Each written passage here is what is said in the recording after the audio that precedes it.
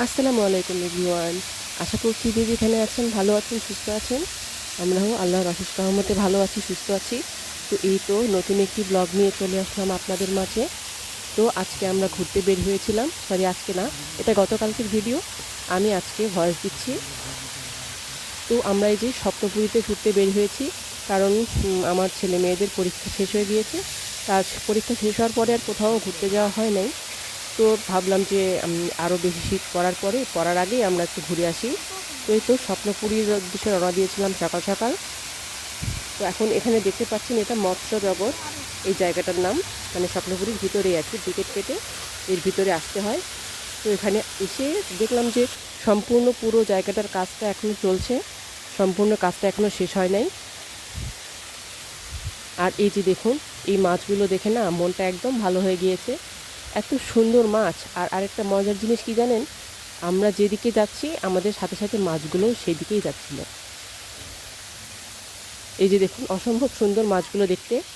আর আমাদের একটা জিনিস ভুল হয়েছে, এখানে মাছকে অনেকে দেখছি খাবার দিচ্ছে, তো আমরা খাবার নিয়ে আসতে ভুলে গিয়েছি।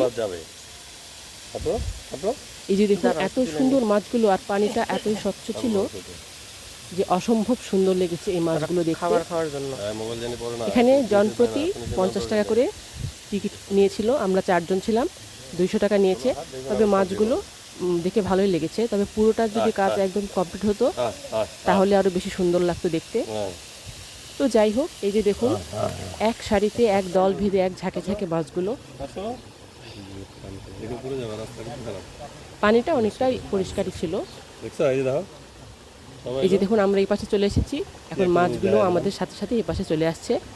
ওরা ভাবছে আমরা ওদিকে খাবার দিব, তবে এটা ভুল হয়ে গিয়েছে, আসলে খাবার দেওয়া উচিত ছিল। আমরা খাবারটা কিনে নিয়ে আসতে ভুলে গিয়েছি। আমরা জানি না যে ওখানে খাবার বিক্রি করে বা মাছকে খাবার দেওয়া যায়। আমার ছেলেমেয়েরা অনেক বেশি খুশি এই মাছগুলো দেখে, আমাদের অনেক বেশি ভালো লেগেছে।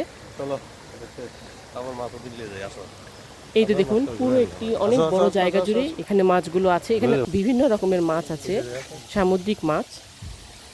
এই যেখানে 4-5টাতে বসার সুন্দর জায়গা আছে। এই যেখানে দেখতে পাচ্ছেন একটা ঝর্ণা আছে।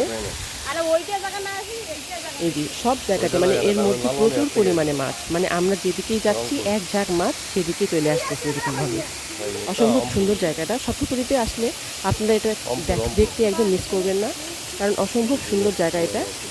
আর টিকিটও খুব একটা বেশি না, তাই না, 50 টাকা জনপ্রতি।